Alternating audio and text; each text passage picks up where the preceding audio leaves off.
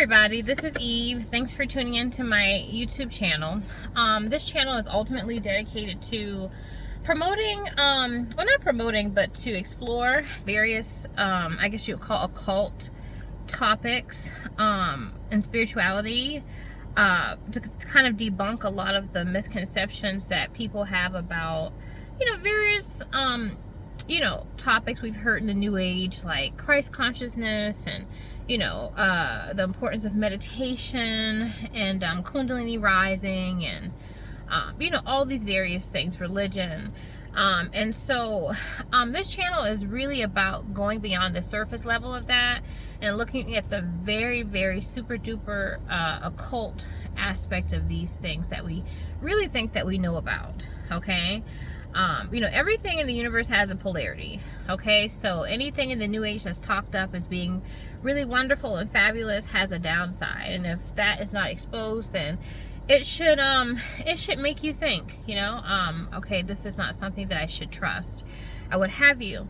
So excuse me guys, but my energy is a little bit low. I haven't been sleeping lately, and it's just very different, but this information is sitting on me, sitting on my psyche, and maybe I can't sleep or rest until I get it off of there. I don't know. But my body is kind of like, I don't really want to, but my mind is like, go ahead and get this out the way, so I'm gonna do it. So maybe hopefully I can find some balance. But somebody on a blog that I go on Merkaba Academy, they wanted me to talk about a topic and explore the topic about meditation. Okay, in the New Age, meditation is really talked up a lot. Okay, it's talked up a lot. It's like, oh, meditation is great. It helps you to find clarity and get closer to God, and you'll just have a better life for it, or what have you. That's not necessarily so. That's not necessarily so. And that may depend upon your level of, I guess what you would say, consciousness, because like I said, my consciousness is very, I guess you would say psychological, okay? Psycho, okay? So since I'm in the psychic realm, I don't need to go further and further with meditation. I was already born in a meditative state, okay? And this kind of goes along with your melanin. As you can see, I'm black. I'm very light. I'm very, very fair skinned. So in my next incarnation, I'm a mulatto. I'm much lighter, okay? And so there comes a point when your consciousness reaches a tipping point. You're losing your soul. In other words, you're losing your melanin. And so the more you lose your melanin, the more you get into a psychic state, okay? Which is an imbalanced state. So if you're following different practices of the New Age, like, getting into meditation and stuff like that, this is going to fuck you up really badly. Really, really badly, okay? It's going to, because when you start to, reach Christ consciousness, and experience Kundalini rising, and you're a severely imbalanced soul like I am, you will start to die. Actually, you'll start to die mentally, emotionally, and also physically. Eventually you will die physically. I know, right? They didn't tell me that. That wasn't a part of, no spiritual teacher that I spoke to was like, oh, this is what's going to happen to you when you start to meditate. And so I really want to go through to show people what that looks like and paint a picture of that, because when I tell people meditation kills you, they're like, okay, you're crazy. That totally goes against the information that's been fed into my consciousness about what is it about meditation. So let's get right into it. Okay, they tell you that meditation is to get you closer to God, right? So one thing about the earth mirrors the universe, right? Just like the body has various chakras, and those chakras are connected to planets or planets of consciousness. This kind of goes into astrology in a way. When you think about the human body, what celestial body do you think about? You think about the earth, right? The body represents the earth, right? We contain all the elements of the earth. And so when you think about God, what is the celestial body that you think about? Exactly, the sun. So you think about the sun, right? And so the thing is when you are meditating and reaching those more etheric realms through meditation, right, getting out of your physical and going more into the spiritual aspect of who you are, and that the spiritual is the sun, right? What happens if the earth actually gets in contact with the sun? What would happen to it? Exactly, it would die. The earth cannot exist. There has to be a barrier, in other words, some balance between the sun and the earth. And so as you're meditating, you're getting closer to the sun, and when you get to the sun, you reach Christ consciousness, and you die mentally, physically, and emotionally. This is how Jesus reaches Christ. So he died mentally, emotionally, and physically. So this is kind of helps to paint a picture of what I'm talking about, and we'll go further into this to see what this looks like. Okay, now when you start to ascend, one of the major aspects, I think out of all of them, is the emotional aspect. Mind, body, and soul, right? Your physical, mental, and emotional. So your emotional aspect of yourself is going to suffer greatly, because when you're reaching higher levels of consciousness, you're getting out of the ego, which is the more narcissistic aspect of yourself, right? Whereas you're more about self, and you're going into the selfless aspect. And when you go into a selfless aspect, which is imbalance, because you're supposed to balance both, but when you're meditating, you're getting into the spiritual, where you're not ego-centered, you will start to become an empath. Okay, and so this is the occult meaning of taking on the sins of the world. Okay, people are like, okay, you know, a lot of Christians, like when I was growing up, whatever, I was raised Christian, and my mom was like, oh, you take on the sins of the world, God, Jesus took on the sins of the world. So I was like, oh, okay, yeah. Didn't really understand in layman's quantifiable terms what that means, but that means that Jesus represents an alien. He's an extraterrestrial. He's not of the world. His knowledge is in the ethers. He's in the ethers. He's not in the body. Okay, he's in a body, but his consciousness is ascending to the Father, and the Father is the spiritual aspect of him. Okay, so he's taking on the sins of the Father, to be honest with you. Okay, now what is sin? Is sin something physical, or is it metaphysical? It's metaphysical, right? Like if I show you this cup right here, right? Okay, this is physical, like you can see it, you can touch it, you can perceive it with all of your senses. You can see, taste, touch, smell, and hear it, whatever the case is, it's physical. But sin is not like that. You can't say, bring me that sin over there, or I can smell that sin, or that sin sounds really good or bad, or whatever the case is. So when it says that he's taking on the sin of the world, he's not of the earth anymore. He's an extraterrestrial. He's an alien. Okay, this realm doesn't like aliens, believe me, I know.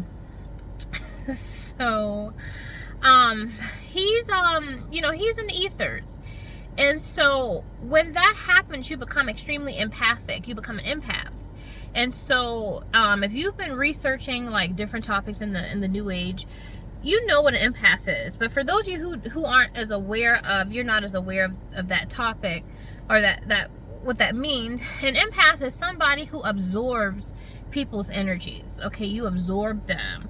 And the thing is that there's a difference between being empathetic and being sympathetic. Okay, oh my gosh, I am so ashy today. It's ash. All right, so anywho, there's a difference between being empathetic and sympathetic.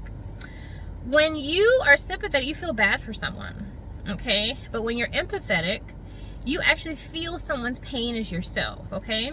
So empaths do this in a very acute way, okay?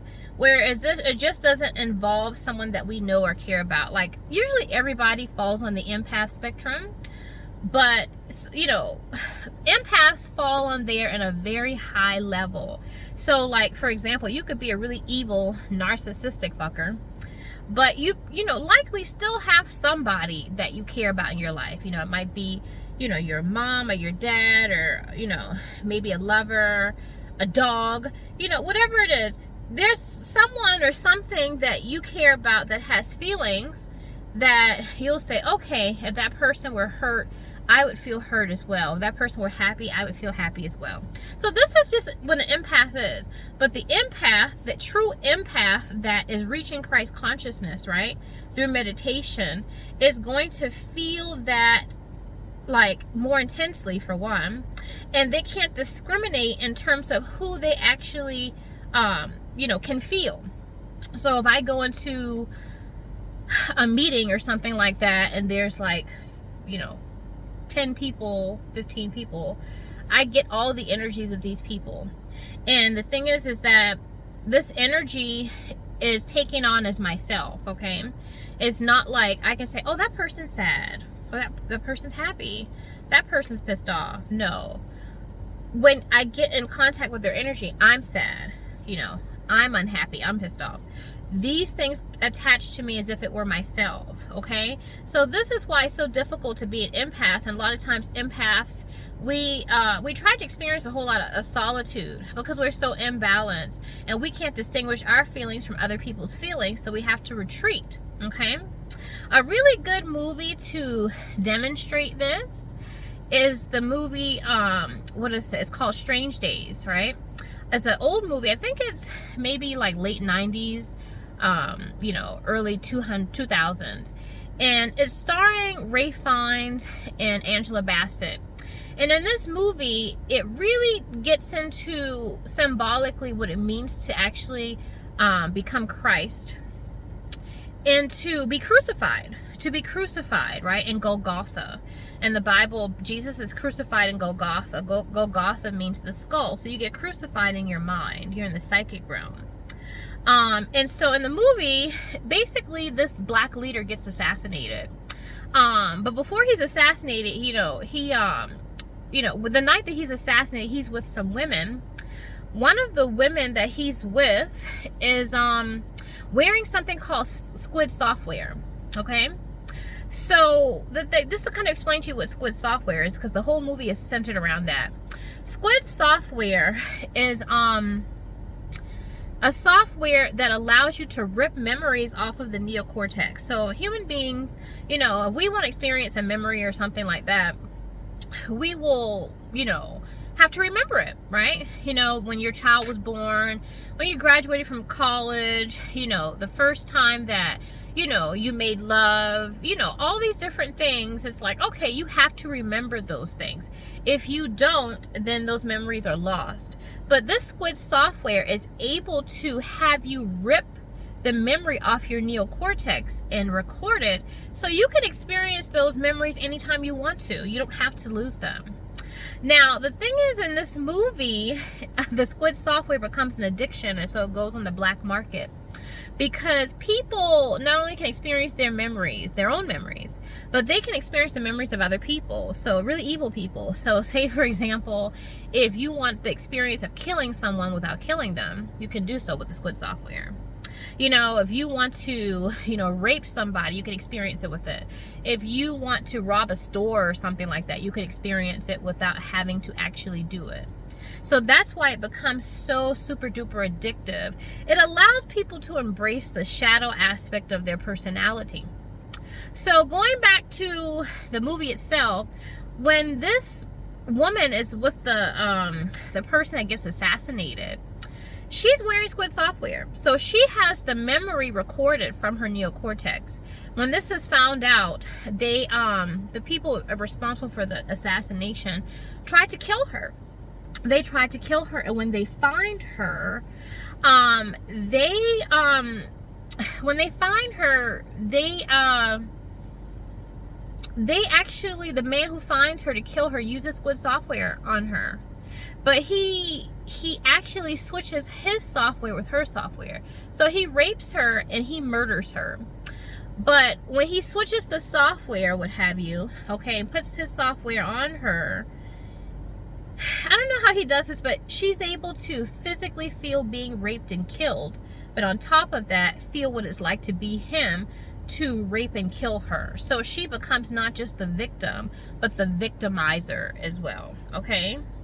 So this is like Pisces energy, where the two fish are going in separate directions or different directions. Pisces is the last sign of the zodiac before you go back to source. In other words, die. Mentally, physically, emotionally. That's why it's associated with Jesus and the occult. So the thing is that this is an example to show you what happens to consciousness when you actually reach deep levels of meditation, okay? Because usually when you see meditation, it's like people are like, oh, you know, like in this, you know, space or whatever, and they're just like, oh, you know, it's peaceful and loving. No, no, no. When you are in a deep statement of meditation, you reach something called the collective unconscious mind. You reach the earth grid, okay? And so there's a Gnostic text. I can't remember if it's the Gospel of Philip or something. I can't remember what text it is. You might have to do research on that. But it talks about how, you know, to see Jesus, no flesh can exist there. There's, you know, no flesh can bear it. What Jesus actually represents. So the thing is that, you know, in the ethers, Christ is the collective unconscious, is all the filth and disgustingness. So for example, you know, as an ego, I'm very loving, caring, and nurturing. You're like, oh, why do you talk about yourself like that? Like you're the best thing since sliced bread. No, I don't have very much ego left. So I look at myself in a very objective way, because in my next incarnation, I could be horrible, disgusting, and evil. So this is just the type of avatar that I play. Okay. But as a Pisces ascendant, you know, I'm very loving and caring. That's how I was groomed, you know, that's how my mother groomed me to be. And so when you have a very nice, sweet, loving, nurturing, empathic ego, and then because of opposites attracting in this reality, so you attract very negative, nasty, disgusting, narcissistic, degenerate people, okay? You pick up their energy and it causes a conflict within your psyche, within your mind, within your skull, in Golgotha. You start to take on the energy and you're like, oh, I really love children. But you feel someone's energy of wanting to rape a child as your own. Nobody wants to feel that. You start to be conflicted within yourself, okay? So being an empath and feeling people as yourself, all right, is maddening. It is maddening. It will drive you insane. It's insanity. You become psycho, okay? Imagine this. Imagine, like, I'm in my car right now, right? So imagine turning on the radio, right? If I'm turning the radio and I'm like, okay, this is what I want to listen to, whatever. This is my station. This is my what I like, right? This is my ego. But say, for example, someone else gets in my car and they have their own radio. And then two people get in the back and then they have their radio. So the thing is that I can't hear my radio as well because of all the other radios in the car, okay? So I'm trying to listen to my radio, but there's so many other radios and frequencies in here that it drowns out my radio, which is my ego, represented by my ego. So when you're trying to decipher your ego in the midst of other people's frequencies, it is maddening. So you lose yourself. You lose yourself mentally, physically, and emotionally, okay?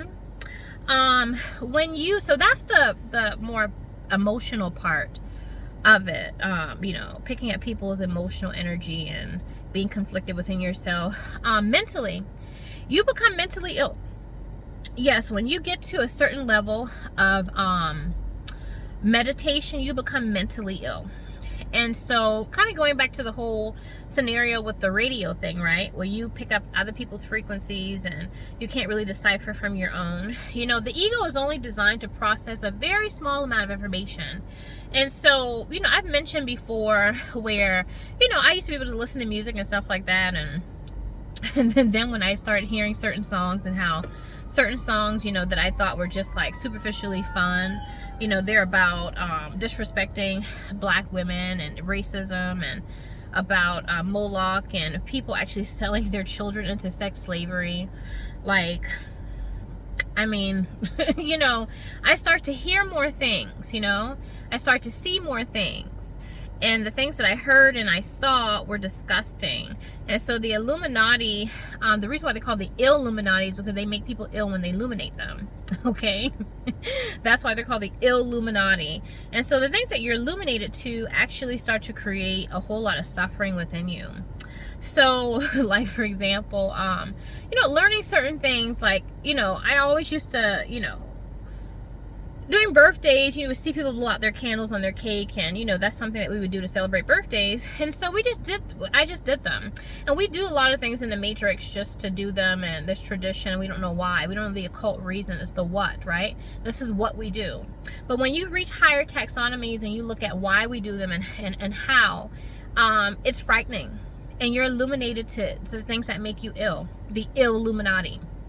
So, like, when you're blowing out your candles on your birthday cake, you're actually representing it represents and symbolizes your enslavement. You're actually blowing out your knowledge, because light is actually associated with knowledge. Okay, that's what light is. That's when someone's smart, you say they're bright. Okay, they're bright. So you become less bright every single time you incarnate. You lose your melanin until you become a master race, until eventually you don't have any melanin. You're super blonde hair, super blue eyes, and you can't see past the physical. Okay, the only thing that you know is being on the ground level, which is the physical reality. All right, and so you've lost touch with your humanity. Okay, you've lost touch with your humanity. So the thing is that you're celebrating that enslavement of losing your soul, okay, when you actually blow out your candles on your birthday cake. Okay, and this is true, because nobody can explain. And if you can, please do, because I would rather have a different explanation. Like, if somebody can make me believe something different in terms of the reasons why we blow out our candles on our birthday cake, please do. But this is the reason why you blow out your candles really is because of the knowledge that you lose when you get reincarnated or reborn. Okay, you lose your soul. Okay, keep losing it until your melanin is gone. So that, you know, really mentally works on you. So a lot of the things that you in the Matrix saw but didn't see, heard but didn't hear, come to the forefront. You know, it got to a point with me where I became so sensory overloaded that I could actually hear my blood running through my veins. I could actually hear my heart beating. And, you know, you're not supposed to be able to hear and really be consciously aware of bodily functions, right? That's supposed to be something that unconsciously happens to you. But when you can actually hear these things, and perceive these things going on, it's hard for you to function in your everyday life. It's difficult. You know, you can't really go to work. You can't really focus on people's conversations and things like that. So you become very alien looking to the world. Like, people look at you strange, because even your motor, your what is it? Your motor, what is it called? Skills. Like, your motor skills start to decrease, because you're taking in so much stimuli. You can't process all of that information. The ego, the brain is only able to process a certain amount. So you're dying mentally. You're becoming mentally ill. Just like people who have mental illnesses, right? A lot of times they come off as very odd because they're processing too much information at once. Okay? This is what's happening to them. So, you know, you die mentally, you die emotionally, and then eventually you die physically. You die physically. And it got to the point when it started to become physical that I had to do something. I had to. Because I couldn't meditate anymore. I couldn't, you know, I had to try to do things to ground myself. Because I was like, I'm going to die. You know, people would do random things to me. And for no reason. You know, like, people would come up to me and be like, you classy whore, you bitch, you know, this, that, and the other. I'm like, do I know you? That's strange. Okay. You know, it'd be different if I hit somebody's car, right? And then they're like, you bitch, you whore, you motherfucking bitch whore, whatever the case is. And so I'm like, oh, I hit your car. That's why you called me a bitch. Amen. You know, but when someone is actually attacking you and there's no rhyme or reason for it, there's no logic attached to it, you come to realize that there's a part of the universe that where logic doesn't exist. Reason and rationality doesn't exist when you reach a certain level of consciousness. And this happens because when you're meditating, you are becoming connected to the one mind of God psychically. You can actually pick up on people's unconscious, in other words, devils or veils of their ego. And people want to, this is the realm about hiding things. You don't want people to see who you really are. You're just putting up a front. You know, like when you go on a date with someone for the first time, you're not meeting them, just like Chris Rock said, right, in one of his stand-ups. He said, you're not meeting them. You're meeting their representative. You know, you don't have, like, you're wearing fake nails and fake hair and, you know, you're wearing your best outfit and shit like that and makeup. That's not the way they really look. You're not meeting them. And so it's all about appearances. It's all about the illusion. It's all about glamour, right? It's all about the cosmos. And so since people are not giving you who they really are, right? And you're reaching these highly meditative states or in slower brainwave frequencies. I'm going to do a video on brainwaves, but I'm not going to really get too much into this here. But, you know, you're seeing into people. And this is associated with Pisces in astrology. Pisces are the people who are reaching Christ consciousness before they actually give up the mind, body, and the soul. Okay? You can see into people. You know, and oftentimes it's said that Pisces, you know, they have very big eyes. Like I have very big eyes, right? So the thing is that when I look at people, I don't just see them physically. I see the various aspects of them. This is so it makes people unconsciously uneasy to be around me. There's something within them that says, this person knows me and I don't want to be found out. I don't want you to know that. You know, like I remember I went to one of the casinos and it was funny. I met this couple. They were really nice. You know, they were being a little bit too nice to me. And then I psychically got that they were swingers. they swing, and so they were trying to recruit. But they didn't come out and say it. Like, hey, honey, you know, you want to come back with us? You know what I mean? To our hotel room or whatever the case is. But I knew it, you know. And so the thing about it is that people don't want to be forthright. Like, I'm that bitch. I'm like, look, hey. You know, I mean, I'm not into swinging, but if I were, I'd be like, hey, y'all want to swing? Let's do it. You know what I mean? I'm not the type of bitch that kind of like, you know, beats around the bush with things. But people, they don't feel comfortable being themselves. They have to do it in a roundabout way. And so when you have a being like me who's like, I'm about the truth. I'm not about, you know, wasting time, because I feel like if I want to swing, right? That's wasting my time if you don't. You know, I'm not going to spend an hour, 2 hours talking to you and then I don't get any, right? If that's what I really wanted to do, which I really don't. But, you know, I don't knock people who do. It is what it is. You know what I mean? This is an experience. This is the physical. You know, if you have a need to swing and you don't swing when you're in the physical body, and that's a desire, you will be attracted back to the physical realm and reincarnation to get that swinging out of yourself. And, you know, that kind of goes into another topic that I'm not really going to focus so much on here in this video. Okay? So, basically, you're reaching slower brainwave frequencies and you're reaching death. When you think about, you know, people who are dying in the hospital, the brain waves get slower as they reach death. So you go into your alpha and then you go into your theta, your delta, and then eventually you flatline out. Okay? So you're going back to source. Like the babies are in delta brainwave frequencies. That's why they sleep a lot. So that's the frequency, the psychedelic frequency of sleep. Okay, this is where your dreams come from. You will go back to that state as you are meditating. Okay, and so this is death. You're dying. You're dying. This is what's happening to you. Your brain waves are slowing down. You're not going to find this information. I promise you. This information that I'm telling you, you will not find anywhere. Please research it. And if you find this information, connecting meditation to slower brainwave frequencies during death, please send it to me. Please do. because this information that I get is downloaded from source. It is not information that the Matrix gives. The Matrix will tell you a whole bunch of bullshit. But the true knowledge comes from within yourself. When you're learning something from someone, it's not true knowledge. True knowledge is what's within yourself and what you experience. If you have not experienced it, really, truly, it's not real knowledge. You have to experience it. So for the most part, I think this is what I want to focus on in terms of meditation. You know, how meditation is connected to death, and this is the dark side of meditation that they don't really want you to know, okay, in the new age. So sorry guys, I look a little bit, you know, bummy today, and I'm tired, and I don't feel like working.